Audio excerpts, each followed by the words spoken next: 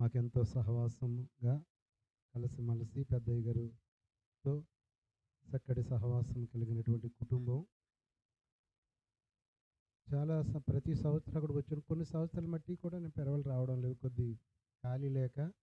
ఒక్కొక్కసారి మా అత్తమ్మ గారిని ఆయన కూడా పంపిస్తున్నాం. మీరు అక్కడ చూస్తుంటారు, అక్కడికి వచ్చి ఉంటే నన్ను కూడాని అక్కడ ఆయన కూడా ఉపవాస కూటాలే పెడతారు. లాజరస్ అయ్య గారు ఆగస్టులో పెడతారు ఆయన. అప్పుడు చాలాసార్లు అక్కడికి వచ్చేవాడిని. అయితే ఈరోజు మీతో వాక్యం పంచుకొని కానీ కొద్దిగా నా వ్యక్తిగతమైన విషయాలే మీకు తెలియజేస్తాను ప్రియమైన బిడ్డలారా. ముందుగా ఇవి ఉపవాస కూటాలు. మరి బ్రదర్ జ్యోతిరాజు గారు, అలాగే స్థానిక దైవం శ్రీమతి రోజా గ్రేస్ గారు, అమ్మగారి పేరు అదేనా, వారిద్దరిని కూడా దేవుడు దీవించునుగాక. ఆ ఇద్దరిని కూడా దేవుడు బహుగా బలముగా పరిచర్యలో వాడుకొనుగాక. ఎందుకంటే ఇందాక ఇక్కడ అడుగెట్టినామని అయ్యగారు చెప్పారు, కొద్ది ఇక్కడ సౌండ్ పొల్యూషన్ ఉండదండి అయ్యగారు, కొద్దిగా మనమే జాగ్రత్తగా ఉండాలి అన్నట్టుగా చెప్పారు. అందుకని నేను కూడా కొద్ది తగ్గింపుగానే మీతో మాట్లాడుతున్నానమ్మా. ఎందుకంటే ప్రియమైన బిడ్డలారా, మరి సభలలో ఎందుకంటే ఏదో చిన్ని మొక్కగా కనబడవచ్చు, కానీ ఆ చిన్ని మొక్కే రేపొద్దున్న మంచి వటవృక్షముగా పెరిగే అవకాశం ఉంటుంది. దేవునికి స్తోత్రం. ఈరోజు ఏదో సిన్ని సంఘమని కాదు, ఎందుకంటే మా మావయ్య గారికి 92 సంవత్సరాలు. ఇప్పుడు వచ్చి మా మావయ్య గారికి దరిదరికి 30 మంది పాస్టర్లు మా చేతిలో ఉంటారు. చాలామందిని ఆయన నియమించి పరిచర్యలు కూడా అప్పగించారు. ఇందాక ఆయన అన్నట్టు నేను అవన్నీ చూసుకుంటూ ఉంటానమ్మా. మొన్న వచ్చినప్పుడు అన్నారు బ్రదరు జ్యోతిరాజు గారు, అక్కడికే కాదు మా సంఘాన్ని చూసినట్లుంటుంది రండి బ్రదర్ గారు అన్నారు. సరే తప్పనిసరి వస్తాను బాబు, చూసినట్టుండేది. ఎలాగా అంటే మావయ్య గారు పెద్దవారు అయిపోయిన తర్వాత వారికి కూడా నేను కూడా రావడం, ఆయా స్థలాలకు వెళ్ళడం, వాక్యం అందించడం కూడా జరుగుతుంది. మరి మాకు ఉన్నటువంటి సంబంధం ఏంటంటే, మరి మావయ్య గారిని బట్టి, బ్రదర్ గారిని బట్టి, వివాహమైన కానించి కూడా బ్రదర్ గారు కూడా ఎంతో ప్రేమతో మాతో సహవాసం. ఎందుకంటే అందరం పెంతుకొస్తూళ్ళం కనుక మరి అక్కడ మీట్ అవుతూ ఉంటాం. దేవునికి స్తోత్రం, హల్లెలూయా. పెద్దయ్య గారు వచ్చినామని నేనే మానేసి అయ్య గారికి టైం ఇచ్చేస్తాను. అంటే ఇంతకు ముందుగా కొద్ది దేవుని మాటలు కొద్దిగా, మరి నేను ఎవరో ఇప్పుడే కదా మీకు తెలుసు కదా. నా పేరు విలియం కేరీ అండి. నేను ఏలూరు జిల్లా కోర్టులో లాయర్గా చేస్తూ ఉండేవాడిని. అయితే అమ్మగారు అది అయ్యగారు కూతురు. అయితే సంబంధాలు చూసుకున్నప్పుడు వస్తే ఒక డెడికేషన్, ఒక సమర్పణతో చేసుకున్నాను వివాహం. ఏదో సేవకి వెళ్ళాలి చేయాలని కాదు, కానీ ప్రభు కృపను బట్టి సొసైటీలో మంచి ఆఫీసర్గా వెళ్ళాలని. నేను group 1 state government group 1 deputy collectors prelims pass అయ్యాను. మెయిన్స్ కూడా ఇంటర్వ్యూ చేశాను. అంటే ఒక డివిజన్కి ఆర్డీఓ అంటారు కదా, ఐఎమ్ ఆల్సో ఎంకమ్ బిఎల్కు ఎంకమ్ నాగార్జున యూనివర్సిటీలో చేశాను గుంటూరు. బిఎల్ ఏమో సిఆర్ఐడి కాలేజీలో చదువుకుంటూనే పరీక్ష రాస్తే మొదటి పరీక్ష పాస్ అయ్యాను, రెండో పరీక్ష పాస్ అయ్యాను. ఇంటర్వ్యూకి వెళ్ళేటప్పటికి అమ్మగారు చనిపోయారు. నాన్నగారు కూడా కొద్ది పెరాలసిస్ వచ్చింది. వచ్చి చాలా కృంగిపోయాను. ఇంకా నాకు వారం రోజులు ఇంటర్వ్యూ స్టేట్ గవర్నమెంట్లో డిప్యూటీ కలెక్టర్స్కి, అంటే గ్రూప్ 1 ఆర్డీఓ ఇలాంటి వాటికి. ఎందుకంటే ప్రియమైన బిడ్డలారా, ప్రార్థన కలిగిన బిడ్డలుగా మనం ఉన్నప్పుడు దేవుని యొక్క ప్రణాళిక కూడా ఒకటి మనతో సహాయంగా ఉంటుంది, గుర్తుంచుకోండి అమ్మా. అలాగే నేను ఒక పక్కన బిఎల్ పూర్తి చేసుకుంటూ, ఒక పక్కన ఇలా చదువుకుంటూ ప్రిలిమ్స్ పాస్ అయిపోయాను, మెయిన్స్ పాస్ అయిపోయాను. ఇంక ఇంటర్వ్యూ. అమ్మ చనిపోయింది. అమ్మ ఎప్పుడైతే దూరమైందో నాన్నగారు కొద్దిగా బలహీనత పడినప్పుడు పెరాలసిస్ వచ్చింది. నేను ఏలూరు అక్కడే ఉండేవాడిని, సిఆర్ఐడి లా కాలేజీలో బిఎల్ చదువుతూ ఉండేవాడిని అన్నమాట. ఎంకమ్ అయిపోయిన తర్వాత ఎంతో ఆశ, బ్రతుకు తెరువుకి ఏదో బడిపంతులు ఉద్యోగం సంపాదించుకోవచ్చు, ఎందుకంటే దేవుడు ఆ జ్ఞానం ఇచ్చాడు, ఆ ఆయన ఎల్లప్పుడూ కూడా తోడుగా నడిపించేవాడు. ఎంత చదువు చదువుకున్నా ఇది విడిచి ఏనాడు కూడా నేను దూరంగా లేదు. ఈ రోజుల్లో ఇందా బ్రదర్ చెప్తున్నాడు ఫోన్ కొరసు. ఎందుకంటే నేను ఏలూరులో సిఆర్రెడ్డి ఆకలి వట్లూరు అనే గ్రామం ఉంది. అక్కడే సత్రంపాడు ఉంది. వట్లూరు కాకుండా సత్రంపాడులో ఉండేవాళ్ళం. జేవిఆర్ నగర్కి 5 కిలోమీటర్ల దూరం ఇంచుమించు అక్కడికి వెళ్ళాలంటే. కానీ బైబిల్ చక్కగా ఇలా పట్టుకుని పొద్దుటే ప్రార్థనకి వెళ్ళేవాళ్ళం. అనేవారు సిగ్గేస్తలేదా నీకు బైబిల్ పట్టుకోవడానికి? ఎందుకంటే బిఎల్ అంటేనే మన వయసు ఎలాంటిది, జెంటిల్మెన్ వయసు. అప్పటికే పోస్ట్ గ్రాడ్యుయేట్ పూర్తయిపోయింది ఎంకమ్ నాది. బిఎల్కి వచ్చేటప్పటికి అసలు బైబిలే ముట్టుకోరు. అలాంటిది 5 కిలోమీటర్లు నడుచుకుంటూ పొద్దున్న 8 గంటలకు ప్రేయరు వెళ్ళి ప్రార్థనలో పాలు పంచుకుని మళ్ళీ 10 గంటలకల్లా ఇంటికి వచ్చేసేవాళ్ళు. సిగ్గుపడలేదు ఏదో. నేను అలా నమ్మకంగా ఉండబట్టేమో దేవుడు, నేను ఒక ట్యూషన్ లేకుండా ఒక పక్కన బిఎల్ చదువుతూ 3 సంవత్సరాలు, ఒక పక్కనే డిప్యూటీ కలెక్టర్. ఎందుకంటే ప్రజలకు ఏదైనా సేవ చేయాలి. నేను బ్రతుక్కోవడానికి ఎంచుకోలేదు, బిఎల్ కూడా చేయడానికి కొంత కారణం అదే. అలాంటిదప్పుడు వీళ్ళు అనేవారు, అన్నయ్య మేమందరం వస్తున్నాం కానీ ఎవడు బైబిల్ తెచ్చేవాడు కాదు, ఎవరో వాక్యమో చూసేవారు కానీ మన మాత్రం ఏనాడు సిగ్గుపడలేదు. దేవునికి స్తోత్రం, హల్లెలూయా. నీవు నమ్మకముగా చేస్తే నమ్మకమైన వానికి మెండైన దీవెనలు దేవుడు ఇస్తాడండి. దేవునికి స్తోత్రం. అలాగా ఎడ్యుకేషన్ సాగుతున్నప్పుడు ఇలాగ నాన్నగారికి కాలేజ్ లాగడం, కొద్దిగా డిప్రెషన్కి లోనయ్యాను నేను. తల్లి చనిపోవడం, ఓ పక్కన ఇది ఇంటర్వ్యూ, నాకు సర్టిఫికెట్స్ వెరిఫికేషన్ చేస్తున్నట్టుగా రిపోర్ట్లో ఒక లెటర్ వస్తూ ఉండేది ఏపీపీఎస్సీ నుంచి. వీళ్ళందరూ అనుకున్నవారు, కుర్రోళ్ళందరూ అన్నయ్య ఏదో మంచి ఆఫీసరు, అదే ఆర్డీఓ లేదా డిప్యూటీ కలెక్టరో ఏదో సెలెక్ట్ అవుతారు అనుకున్నాం. నేనైతే అనుకున్నాను నేను కష్టపడుతున్నాను, దేవుని చిత్తం అయితే అలా పంపిస్తాడు అనుకున్నాను. అయితే ఇంటర్వ్యూలో నేను సక్సెస్ అవ్వలేదండి.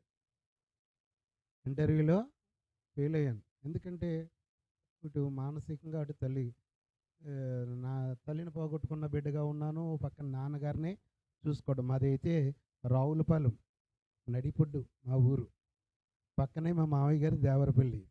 మళ్ళీ నేను పరిచర్య చేసేది ఆసంట దగ్గర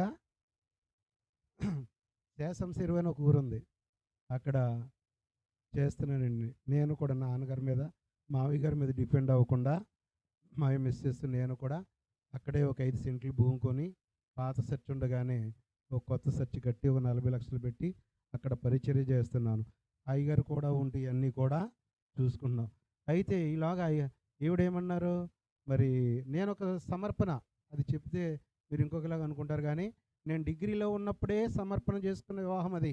ఈ రోజుల్లో ఎవరు అలా ఉండరు.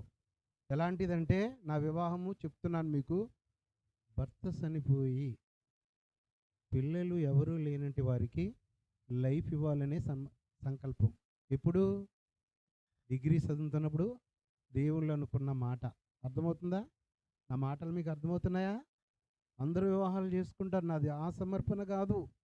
బ్రతకడానికి ఏదైనా నాకు మార్గం ఉంది, దేవుడిచ్చిన జ్ఞానాన్ని బట్టి నేను బ్రతుకుతాను. ఏదో బడిపంతులు ఏదో చేసుకున్నాను, నాకు ఆఫ్టర్ ఆల్ ఆ ఉద్యోగం సంపాదించుకోవడం అది కాకుండా ఒక యూపీఎస్సీకి, యూనియన్ పబ్లిక్ సర్వీస్ కమిషన్, ఏదైనా కలెక్టర్ కానీ డిప్యూటీ కలెక్టర్ కానీ ఒక ఆర్డీఓ కానీ వెళ్ళాలనే తలంపుతోనే ఉండేవాడిని తప్ప చిన్న చిన్న ఉద్యోగాలకు అప్లై చేసుకోలేదు, నేను ఎప్పుడు వెళ్ళలేదు. బ్రతకడానికంటారా ఒక సెకండ్ బిఏలు చేశాను. కోర్టుకు పోతే ఏదో దేవుడు ఆశ్రయించి మన బ్రతుకు మనం దేవుడిచ్చిన జ్ఞానాన్ని బట్టి బతుకొచ్చు. అలాగా నేను వివాహం చేసుకున్నాను అయ్యగారు చిన్న కూతురు. అర్థమవుతుందా? ఏంటంటే భర్త చనిపోయి పిల్లలు లేనటువంటి వారికి ఎవరైనా అలాంటి వారికి లైఫ్ ఇవ్వాలని కడియం శ్రీహరి అని తెలుగుదేశం పార్టీలో మంత్రిగా చేశారండి, వెల్ఫేర్ మినిస్టర్గా చేశాడు. స్టేషన్ ఘనాపూర్ వరంగల్. నా దగ్గరికి బ్రీఫ్ కేసులు పెట్టుకుని వచ్చారండి. ఒక మంత్రి గారు తమ్ముడు గారు కూతురు, అవసరమైతే ఈ ఉద్యోగం నీకు ఏంతాను, ఈ గ్రూప్ అని ఉద్యోగం ఏంతాను. ఎందుకంటే మొదటి పరీక్ష పాస్ అయ్యాను, రెండో పరీక్ష పాస్, ఇంక ఇంటర్వ్యూయే నేను చేయవలసింది. అర్థమైందా? ఇంక అంతకంటే లేదు అంటే అన్నాను, నేనంటూ వివాహ విషయంలో సమర్పణ చేసుకున్నానయ్యా, ఆ సమర్పణ ద్వారా వెళ్తాను తప్ప నువ్వేదో మినిస్టర్ అయినావు లేదా ఇదేనో నువ్వు ఇచ్చే డబ్బనో నాకు ఆశ. ఒకవేళ నన్ను కూర్చోబెట్టాలని దేవుని సంకల్పం ఉందనుకో, ఆపు చేసేవాడు ఎవడున్నాడో? ఎవడైనా ఉంటాడా? ఎవడు ఉండడు. కాబట్టి అది దేవుని చిత్తమైతే అలా ఉంటది గానీ, ఏమనుకోద్దు అంకుల్ గారని అది కూడా రిజెక్ట్ చేసి, నేనేదైతే డిగ్రీలో ఇలా అనుకున్నప్పుడు నన్ను చూసి చాలామంది నవ్వుకునేవారు. ఏంట్రా ఈడు వయసులో ఉన్నాడు, ఈడు నిలబడతాడా? ఇలాంటి వివాహం చేసుకుంటాడా? ఇలాంటి మార్గంలోకి వెళ్తాడని హేళన చేసిన వారు కూడా ఉన్నారు. కానీ ఎక్కడ నన్ను దేవుడు సిగ్గుపరచలేదు. దేవునికి స్తోత్రం. ఇలా పాస్ అయిన తర్వాత ఇంటికాడ ఉండి నాన్నగారికి పరిచర్య చేస్తున్నాను. కాలేజ్ చేయలాగిన కొత్తపేట మాకు కోర్టు. కొత్తపేట రావులపాలెం పక్కన ఉన్న కొత్తపేట. డైలీ అక్కడ 10 కిలోమీటర్లు 8 కిలోమీటర్లు ఉంటే సైకిల్ తొక్కుని పొద్దున్నే నాన్నగారికి అన్నీ శుభ్రం చేసుకుని అక్కడికి వెళ్ళి మధ్యాహ్నానికి అసైన్మెంట్స్ అన్నీ పూర్తి చేసుకుని మరలా నేను రావులపాలెం వచ్చేసుకుని ఇంటికి. ఇలాగా సాగుతున్న టైంలో ఇలాగ దైవజనుల కుటుంబంలోకి రావడం, ప్రియమైన బిడ్డలారా, తర్వాత మళ్ళీ ఉండగానే యూపీఎస్సీ కూడా రాసి మొదటి పరీక్ష పాస్ అయ్యాను. ఇలాగా ఆంధ్ర తెలంగాణ ఉద్యమాలు వచ్చేసినాయి కదండి. రోడ్ల మీద వంటకాలు.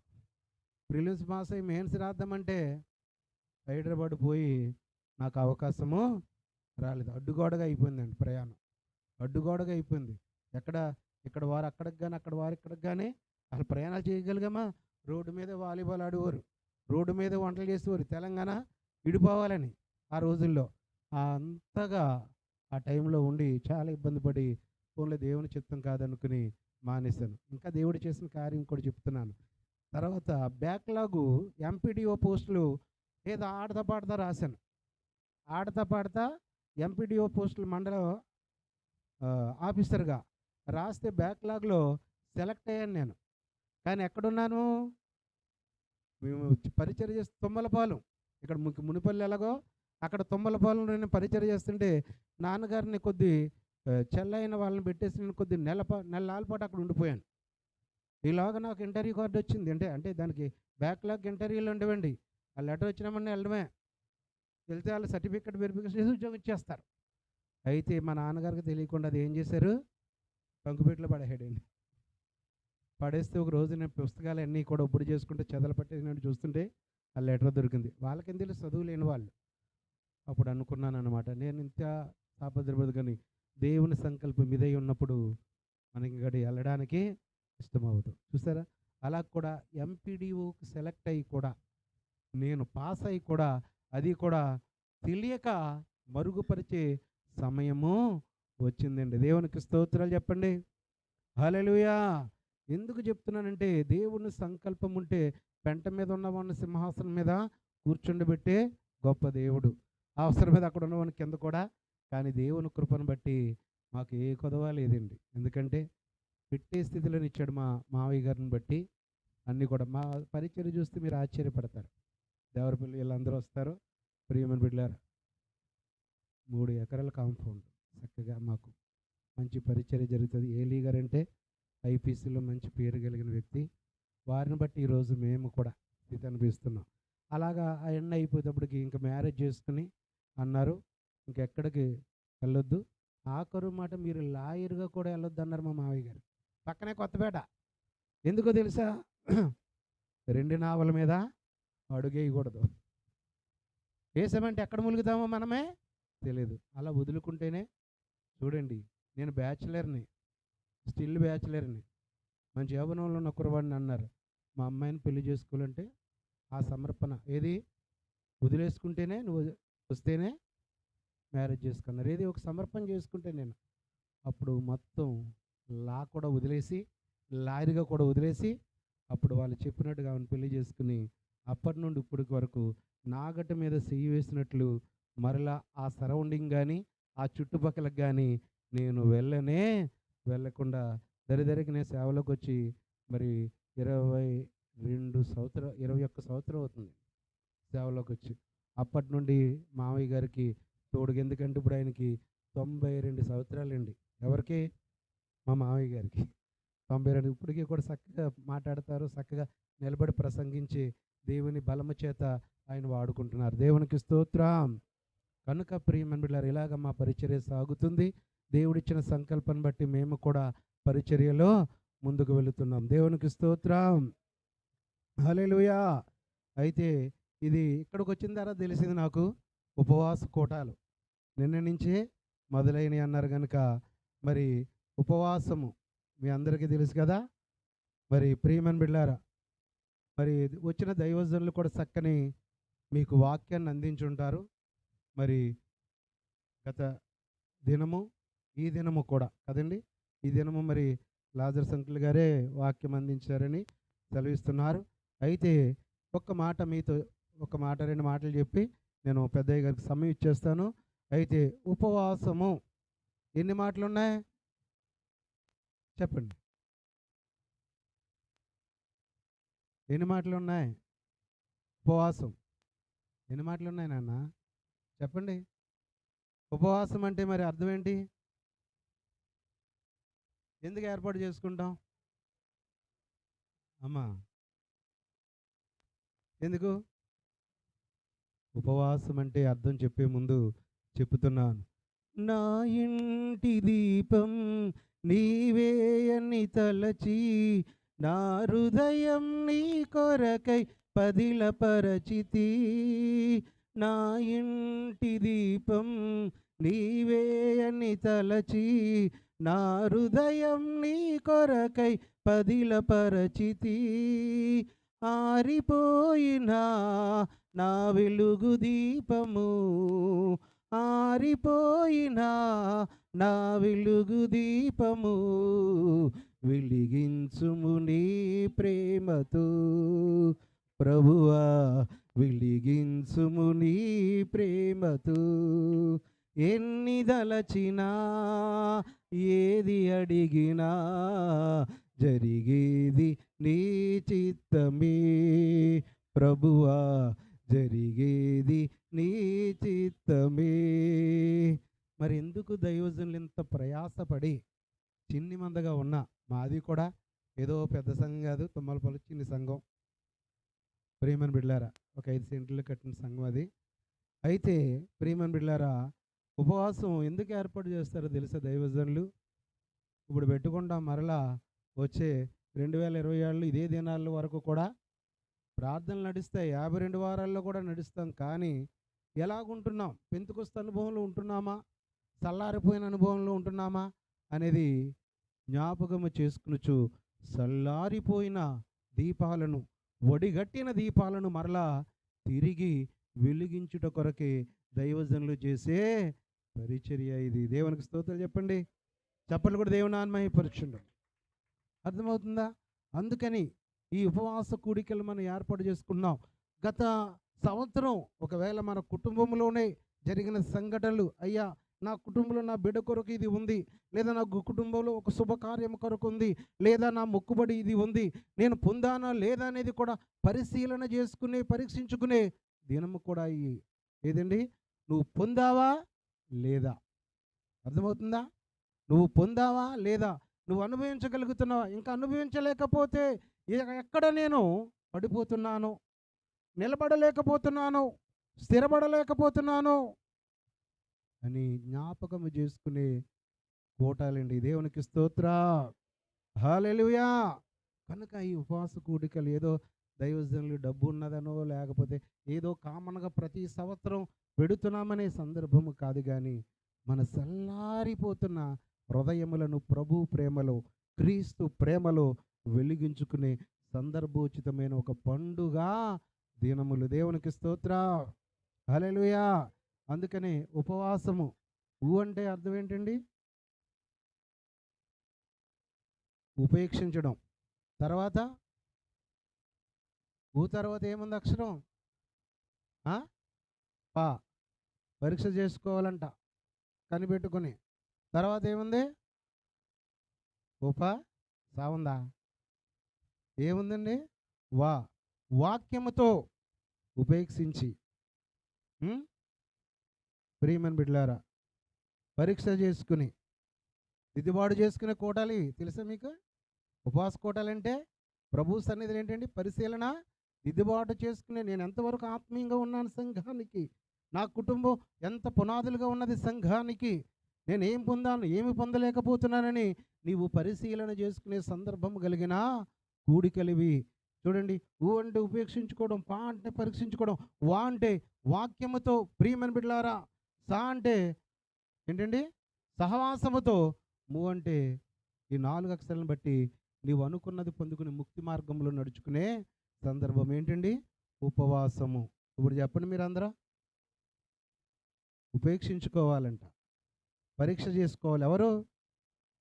సమయం ఉంది, చక్కని మాటలు ఉన్న ఉపవాసం కోసం నేను చెప్పను, కానీ ఏదో పొడి పొడి మాటలు అయ్యగారికి ఇచ్చే సమయం చెప్తున్నాను. అంటే వాక్యముతోనే. వాక్యము లేకపోతే మనం వెలిగింపబడలేము. దేవునికి స్తోత్రం, హల్లెలూయా.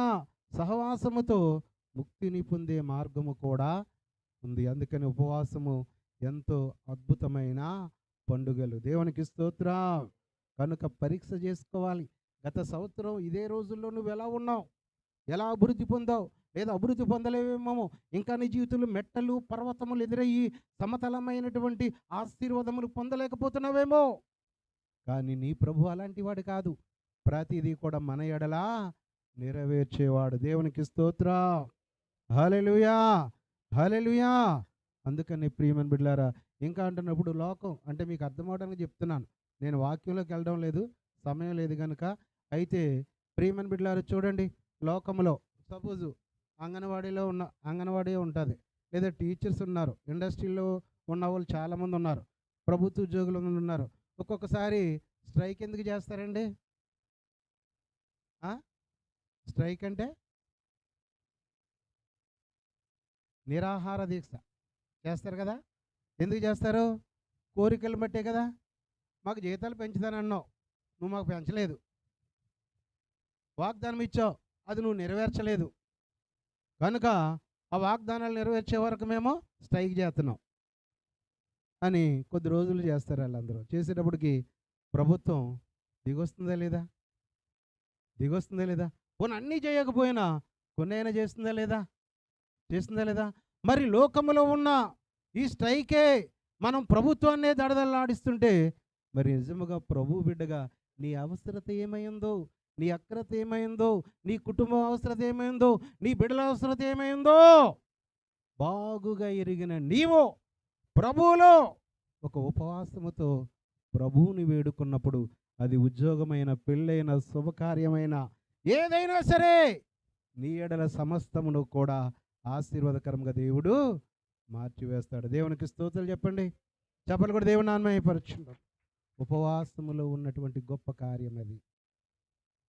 ఉపవాసములో ఉన్న గొప్ప కార్యం. అందుకని ఒకరికొకరు సహవాసం కలిగి ఉండాలి.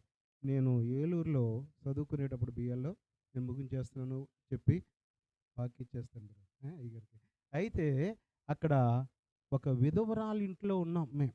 ఆమె కాపులు, అద్దంకి వారు. తండ్రి చనిపోయాడు. బియ్యాలు చేస్తూ, అది తాటేకిల్లు లాంటిది, అంటే జమ్ము ఇలాంటిది, పాములు కూడా తిరిగి. ఎందుకంటే మాకు అక్కడ అద్దెలు గుండి చదువుకోవాలంటే కష్టమే కదా. మేము మరి లేని వాళ్ళమే కదా. హాస్టల్ ఉండేది, అద్దుల్లో ఉండి బియ్యాలు చదువుకుంటూ ఉండేవాళ్ళు. ఉండేటప్పటికి 2 కొడుకులు ఆమెకి, అద్దంకి, కాపులండి వాళ్ళు. అయ్యేటప్పటికి అది తల్లి ఏం చేసేది, బయట ఏదో చీట్ల వ్యాపారం చేస్తూ ఆ బిడ్డలకు ఏదో తీసుకొచ్చి ఉండేది. కానీ మంచిగా చదువుకున్నారు, 2కి డిగ్రీలు పూర్తయిపోయినాయి. ఒకడేమో జిల్లాలో హాకీ ఛాంపియన్. అంటే ఇది ఎందుకు చెప్తున్నానంటే, ఎంత వివరణ మీకు, దేవుడు చేసిన కార్యములు నమ్మితే ఆ కార్యమును నీవు చూడగలుగుతావు. దేవునికి స్తోత్రాలు చెప్పండి, హల్లెలూయా చెప్పండి.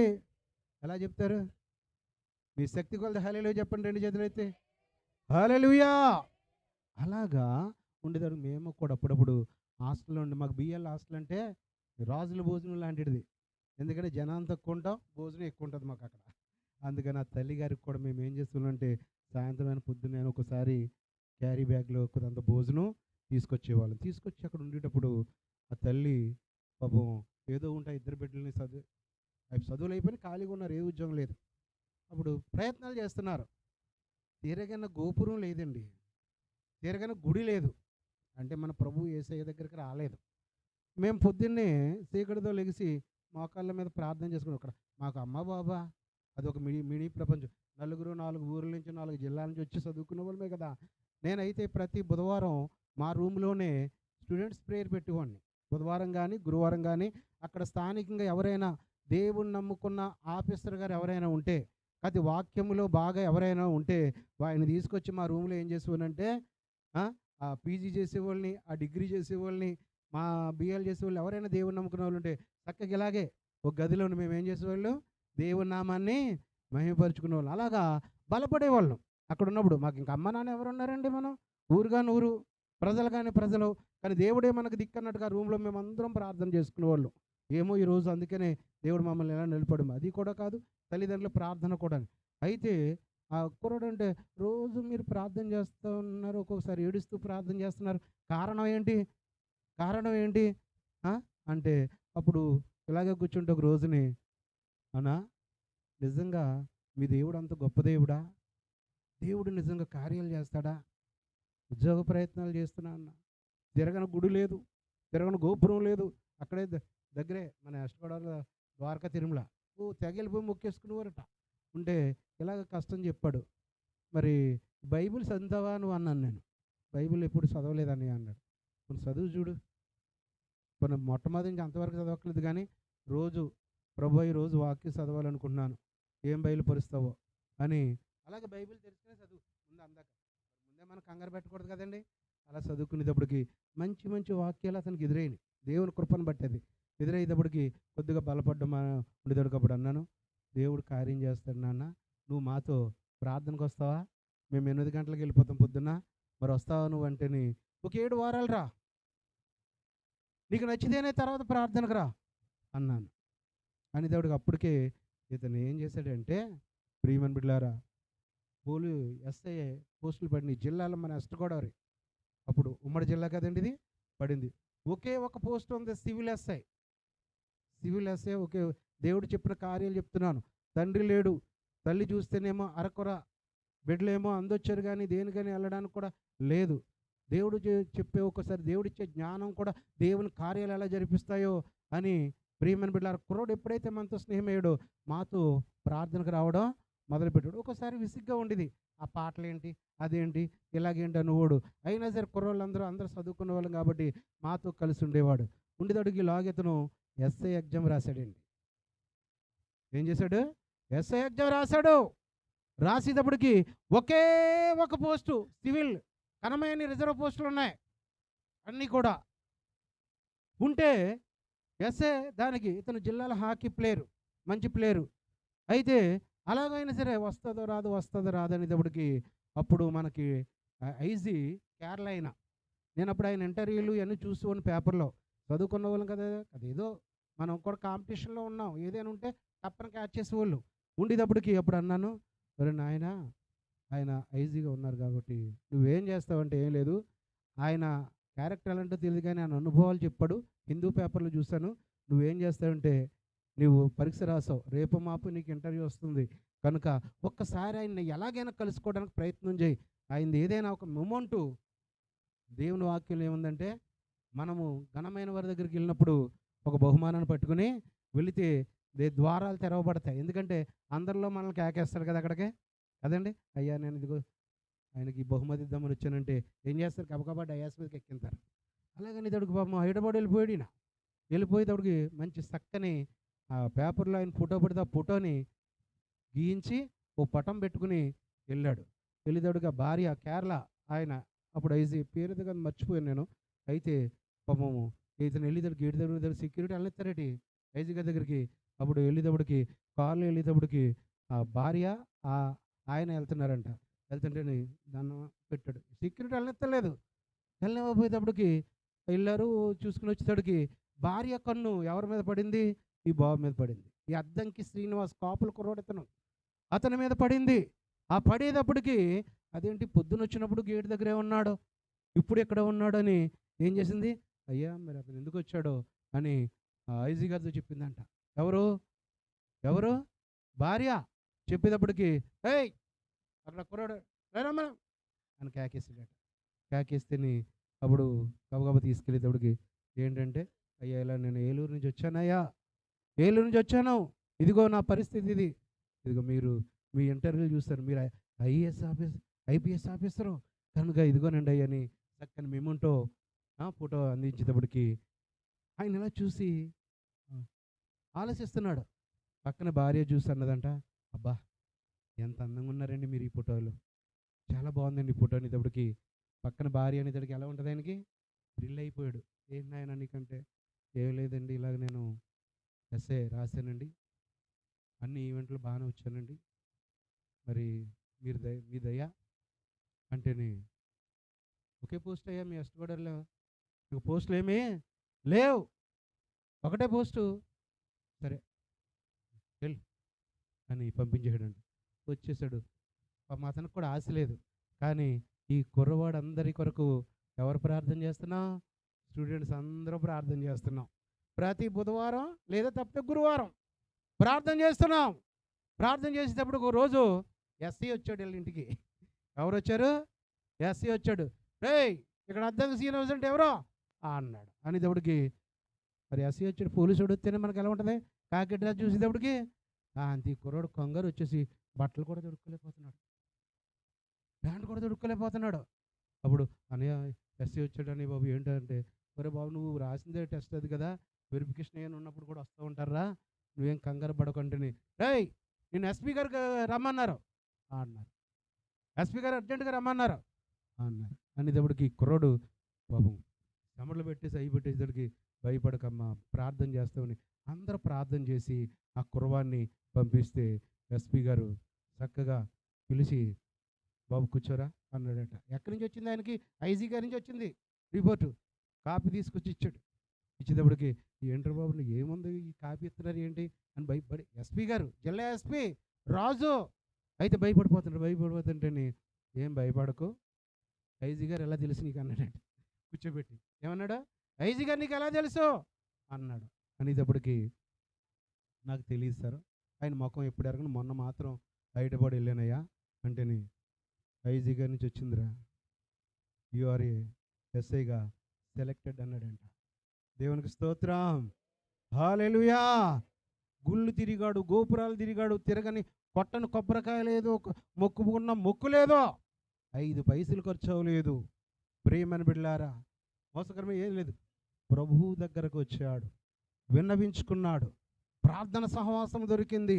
ఆ సల్లారిపోయిన హృదయాన్ని దేవుడు మెల్లగా వెలిగించేది. జిల్లాలో ఒకే ఒక పోస్టు ఎస్ఐ సెలెక్ట్ అయ్యాడు.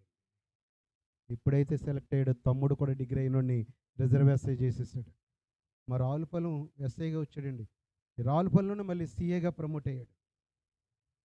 చూసారా, అప్పటి నుంచి అతను రక్షింపబడ్డాడు, ప్రార్థన చేసుకుని విజయవాడలో చేస్తున్నాడండి. ఎందుకంటే నీ బిడ్డల కొరకైనా, నీ కుటుంబం కొరకైనా, ప్రియ బిడ్డ, దేవుడు ఈరోజు ఈ రాత్రి మనతో మనవి చేస్తున్నాడు. నీ అవసరత ఏదైనా సరే ప్రభువు దగ్గరకు వచ్చి నీవు దేవునిలో పరీక్షించుకుని ఒక ఉపవాసముతో దేవుని ఎదుట నీవు యథార్థంగా కనబడినప్పుడు ఎలాంటి మెట్టైన పర్వతమైనా సరే పిండి చేసి నీ ప్రతి మార్గాన్ని కూడా దేవుడు సరళము చేసి చేయడమే కాదండి, అనుభవించే స్థితి ఇస్తాడండి. ఈరోజు అతను ఏంటో తెలుసా, ఒక దేవుని నమ్ముకున్నాడు కానీ లోకంలో పెద్ద కోటీశ్వరుడు సిఏ అతను మ్యారేజ్ చేసుకుంటానంటే డిఎస్పి పిల్లలను కూడా ఇస్తానని వచ్చారు. కానీ ఒకటే చెప్పాను అతనితో, అంత ప్రేమగా ఉండేవాడు. అన్నానండు ఎక్కడున్నా ఈ స్థితి మేము చేసిన ప్రార్థన కాదు, లేదా తోటి ఊరిన వాళ్ళు చేసిన ప్రార్థన కాదు, తండ్రి అయిన దేవుళ్ళు ఎక్కడో దేవుడు ఒక మాట అంటాడు, వేసే ప్రతిదికి నీ విశ్వాసమే నిన్ను ఇది చేయగలదే అని నువ్వు నమ్ముతున్నావా? ఈ 2 మాటలు నీ హృదయంలో దృఢంగా నాటబడితే నీ ప్రార్థనకు నీవు ప్రతిఫలము చూస్తావు, అనుభవిస్తావు. అక్కడున్న ప్రతి ఆటంకాన్ని కూడా దేవుడు కనుక ప్రియ బిడ్డ, మరి ఉపవాసం అంటే ఏదో అయ్యగారి దగ్గర డబ్బులుండో లేదా ప్రతి సంవత్సరం పెడుతున్నాము అనేది కామన్గా పెట్టేది కాదు. చల్లారిపోతున్న ఒడుగడుతున్న మరి మన యొక్క దీపాలను మరలా ప్రభువు నీడలో వెలిగించుకోవడానికి. చల్లారిపోయినటువంటి హృదయములను నీవు ఎక్కడ ఆగిపోయావో, ఎక్కడ చల్లారిపోయావో, ఎక్కడ పడిపోయావో, ఎక్కడ పొందలేకున్నావో మరలా నీకు పొందుకునే గొప్ప పరీక్ష చేసుకునే ధన్యతకరమైన దినాలు ఉపవాస కూడికలు. అందుకని దేంతో పరీక్ష చేసుకోవాలి తల్లి? వాక్యముతో పరీక్ష చేసుకుని దేవుని ఎదుట నీ హృదయము. అందుకని ప్రియమని మన పైన ఉన్న బట్టలు కదా, ఇంకా మంచి మాటలు ఉన్నాయి. ఓవేలు విషయ గ్రంథాలు చక్కని మాటలు ఉన్నాయి. నువ్వు యొక్క ఏంటి బట్టలుగా చింపుకోవడం, ఏం చింపుకోవాలి? హృదయాన్ని చింపుకోవాలి. దేవునికి స్తోత్రం. అలా చింపుకున్న రోజుని, మొర్రపెట్టిన రోజుని ప్రియ బిడ్డ నీ కుటుంబ పరిస్థితులన్నీ మార్చివేస్తాడు. నీ జీవితాన్ని మార్చివేస్తాడు. గొప్ప ఆశ్చర్యమైన కార్యాలు జరిగిస్తాడు. మరి లోకంలోనే కొద్ది హంగర్ స్ట్రైకు, భోజనం చేయకుండా అదంతా స్ట్రైక్ చేస్తేనే ప్రభుత్వాలే దిగొస్తుంటే, మరి ఆయన పోలికతో ఆయన ప్రేమిస్తున్న దేవుడు నీ యొద్దకు రాడా? నీ మొర వినడా? నీ కోరిక తీర్చడా? చూసారా, ఒక ప్రార్థనతోనే ఒక విధవరాలి కుటుంబం అంతటిని దేవుడు ఎలా మార్చివేశాడండి? ఆశ్చర్యకరముగా, ఐశ్వర్యవంతముగా, గొప్ప కుటుంబముగా మార్చివేశాడు. మనకు అసాధ్యమేమో కానీ మనం చేస్తున్న దేవునికి సమస్తమును కూడా సాధ్యమే. కనుక ప్రియ బిడ్డలారా, మరి ఈ మాటలు మీ యొక్క హృదయంలో పడి చల్లారిపోతున్న హృదయములను, ఇది అప్పుడే రెండో రోజు, ఇక్కడ డేట్ని బట్టి చూస్తే మరి జ్యోతిరాజయ్య గారు చక్కగా మరి మిమ్మల్ని చిన్ని మందైన, ఎందుకంటే చిన్ని మంద దేవునికి చాలా ఇష్టమట. దేవునికి స్తోత్రం, హల్లెలూయా. కనుక చల్లారిపోయేవారుగా కాకుండా, మరి నీ ఇంటిలో, నీ కుటుంబంలో, నీ బిడ్డల నిమిత్తమైన ఏది అవసరమన్నదో నీకు తెలుసు, చూస్తున్నా దేవునికి తెలుసు. కనుక దేవుని దగ్గరికి వచ్చినప్పుడు కుమ్మరించు.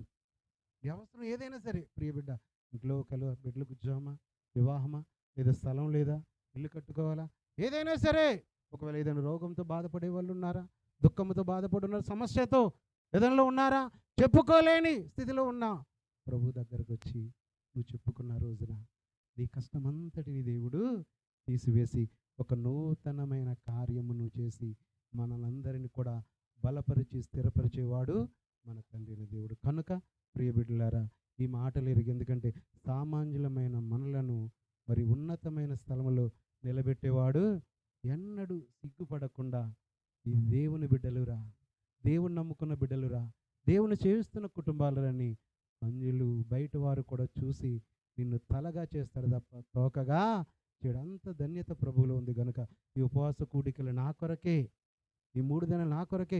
సంఘములో నేను ఎలా ఉన్నాను, నా ఇంటిలో ఇంకా రక్షణ లేని వారిని సంఘము వైపు నడిపించగలుగుతున్నానా లేదా, దేవుని వాక్యం వినిపించగలుగుతున్నాను లేదా, దేవుని సంఘమునకు, నా ఆత్మీయ సంఘమునకు, నా దైవదాసులకు నేనేం చేస్తున్నాను అనే ఒక నిబంధన నీలో వెలిగినప్పుడు, ఈ పని నువ్వు చేసినప్పుడు నీ కుటుంబాన్ని వెలిగించేవాడు, ప్రియమైన బిడ్డలారా, కాపాడేవాడు, ఆత్మీయ స్థితిలో నడిపించేవాడు, మన ప్రతి కార్యమును జరిగించేవాడు మన తండ్రి అయినా దేవుడే. కనుక ఆ మాటలను పట్టుకుందాం.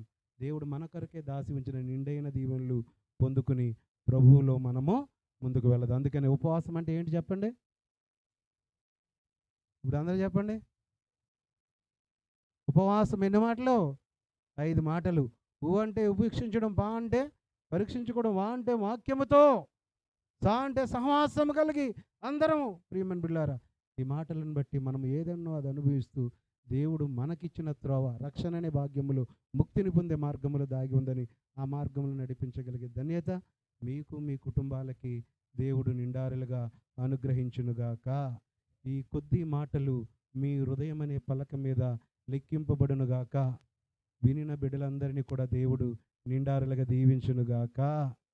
మంచిది. సమయం ఇచ్చిన దైవజనులు మరి జ్యోతిరాజయ్య గారు కూడా ప్రభునామములు సేవ పరిచయం ఇంకా నూరంతలుగా దీవించి ఆశీర్వదించునుగాక. ఆమేన్.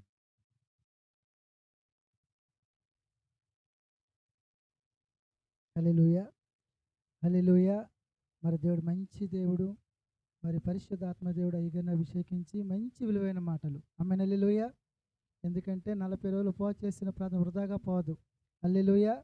ఎందుకంటే సమయం లేదు, కానీ మరి అయ్యగారు ఇంకా చాలా విషయాలు చెప్పాలి. ఎందుకంటే పెరవల్లో మావయ్య గారు ఇద్దరు వచ్చేవారు, నేను తెలుసు. ఆమేన్. హల్లెలూయా. మరి తప్పదు, దేవుడి చిత్తమైతే రానున్న కాలంలో దేవుడు ఇంకా మనకు మంచి అవకాశం ఇస్తాడు. ఒక్కొక్కరు 2 గంటలు చెప్పే అవకాశం దేవుడు ఇస్తాడు. ఆమేన్. హల్లెలూయా, హల్లెలూయా. మరి మా కోరికను మన్నించి మరి మావయ్య గారితో పాటు వచ్చి మరి వాక్యం అందించినందుకు మావయ్య గారికి ప్రత్యేకమైన వందనాలు. హల్లెలూయా. మంచిది. మరి మన మధ్యలో మరి మనం ప్రార్థన చేసిన రీతిగానే